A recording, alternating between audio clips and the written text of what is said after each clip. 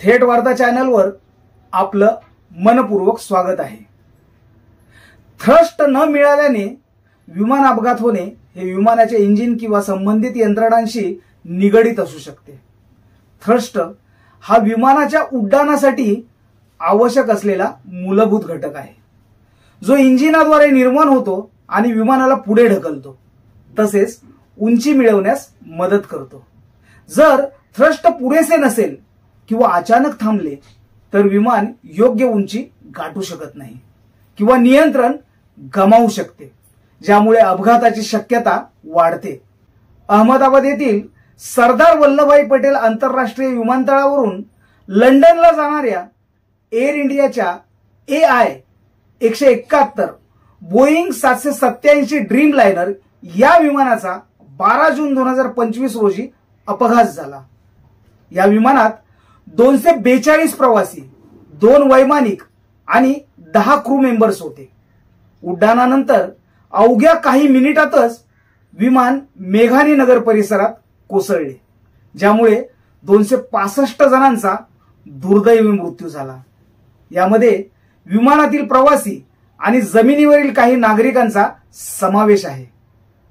केवळ एक प्रवासी रमेश विश्वास कुमार हा जिवंत वाचला।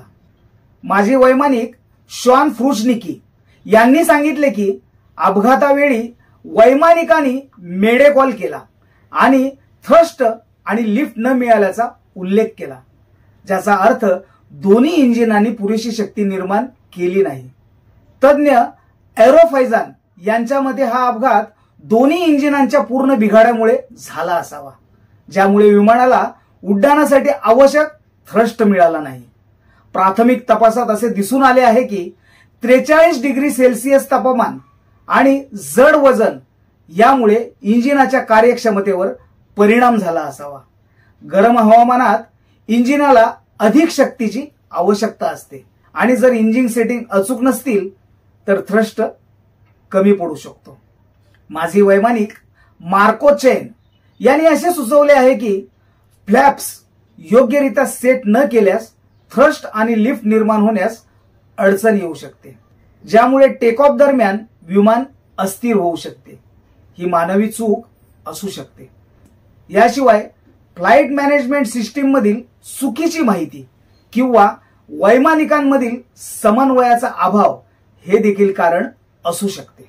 प्राथमिक तपासात असे नमूद आहे की विमानाच्या इंजिनामध्ये तांत्रिक बिघाड किंवा विमानाच्या मागील भाग इमारतीला धडकल्याने हा अपघात घडला असावा।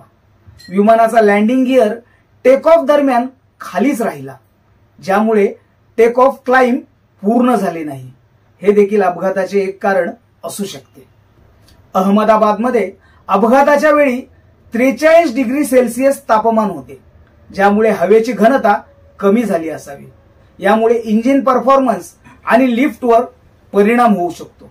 विशेषतः जड वजन असलेल्या विमानाला उड्डाणासाठी अधिक थ्रस्टची आवश्यकता असते।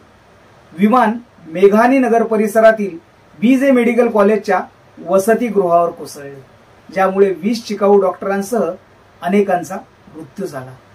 विमानाला लागलेल्या आगीमुळे परिसरातील इमारती आणि वाहनांचेही नुकसान झाले। अपघातानंतर तातडीने अग्निशामक दल, NDRF आणि वैद्यकीय पथके घटनास्थळी दाखल झाली। मृतदेहांची ओळख पटवण्यासाठी DNA चाचण्या सुरू केल्या आहेत, कारण बहुतेक मृतदेह जळाल्याने ओळखणे कठीण होऊन बसले आहे।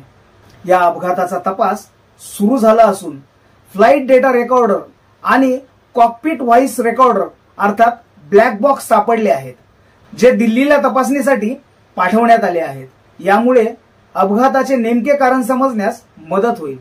अमेरिका आणि ब्रिटिश AAIB देखील तपासात सहभागी आहेत, कारण विमान बोईंग कंपनीचे आहे आणि त्यात ब्रिटिश नागरिक होते। अशा घटना टाळण्यासाठी विमानांच्या नियमित तपासण्या आणि देखभाल यावर अधिक लक्ष देणे गरजेचे आहे। टेक ऑफ आणि लँडिंग दरम्यान मानवी चूक टाळण्यासाठी वैमानिकांना अधिक कठोर प्रशिक्षण देणे तितकेच महत्त्वाचे आहे। तसेच गरम हवामानात उड्डाणासाठी विशेष सेटिंग्स आणि तयारी आवश्यक आहे। प्रवाशांनी देखील विमानात निषिद्ध गॅजेट्स टाळावेत, जसे की लिथियम बॅटरी असलेल्या स्मार्ट बॅग्स, ज्यामुळे आग लागण्याचा धोका असतो. अहमदाबाद विमान अपघाताचे प्रमुख कारण थ्रस्ट न मिळणे, इंजिन बिघाड, कॉन्फिगरेशन एरर, हवामान आणि मानवी चूक यांच्याशी संबंधित आहे. सध्या तपास सुरू आहे आणि ब्लॅक बॉक्सच्या विश्लेषणानंतर अधिक स्पष्टता येईल. या दुर्घटनेने विमान सुरक्षा आणि देखभालीबाबत पुन्हा प्रश्न उपस्थित केले आहेत. टाटा समूहाने मृतांच्या कुटुंबियांना 1 कोटी रुपये आणि जखमींच्या उपचारांचा खर्च उचलण्याची घोषणा केली आहे. तर सरकार आणि संबंधित यंत्रणा भविष्यात असे अपघात टाळण्यासाठी उपाययोजना करत आहेत. याबाबतीत तुम्हाला काय वाटते ते कमेंट बॉक्समध्ये जरूर लिहा आणि अशाच नवनवीन व्हिडिओसाठी चॅनलला सबस्क्राईब करा आणि या व्हिडिओला शेअर करा. जय भीम, जय संविधान.